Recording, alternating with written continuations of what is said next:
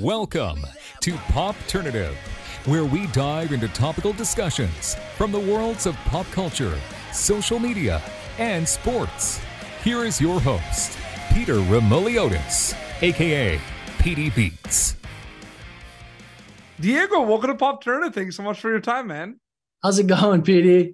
It's going well. I find it interesting because you look at the romantic comedy genre-wise, and it's obviously been around for a long time. We love so many romantic comedies, but I feel like the genre is growing and the characters are becoming more dynamic and complex. With that being said, from an acting storytelling perspective, what do you love the most about working in that genre of romantic comedy?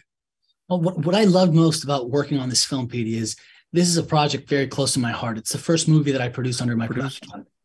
You know, we started developing this in 2018 after the first season of Luis Miguel, and Paramount and I teamed up, and we saw a big opportunity in which, you know, in rom-coms, the city where the story takes place almost plays like a character as well. Yeah. Midnight in Paris, you want to go to Paris. You see Notting Hill, you want to go to London. Yet there hasn't been, or at least I haven't seen, a Hollywood rom-com shot in Mexico. And Paramount and I were both like, whoa, like we have to do something about that. You know, Mexico City is such a beautiful city. Mexico has so much to offer as a country.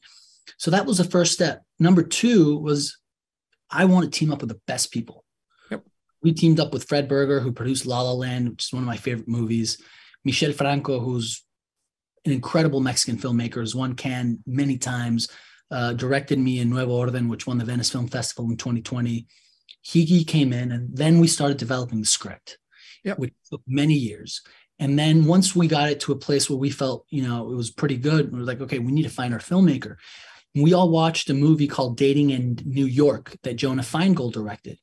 And we were blown away because it's a low budget movie that is just really good. It's really, really good. And it's fresh and it's different.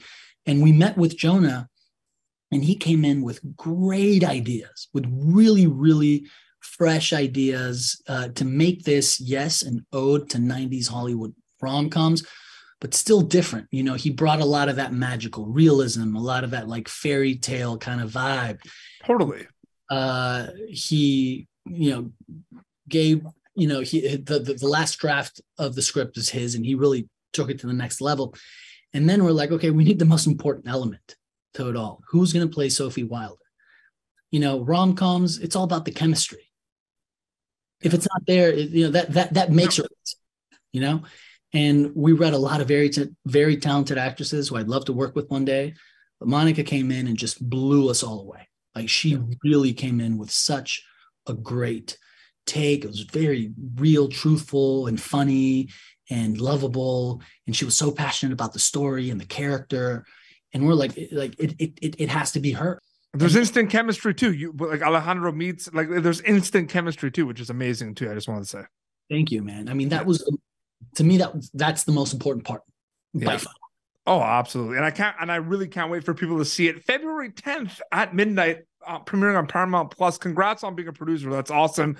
Just in time for Valentine's Day, right? Perfect timing. Exactly. Perfect. Yeah. Date night. Yeah, absolutely. Diego, thank you so much. It was great chatting with you. Thank you, PD. Take care, man. Thanks. Thank you for tuning in to Popternative.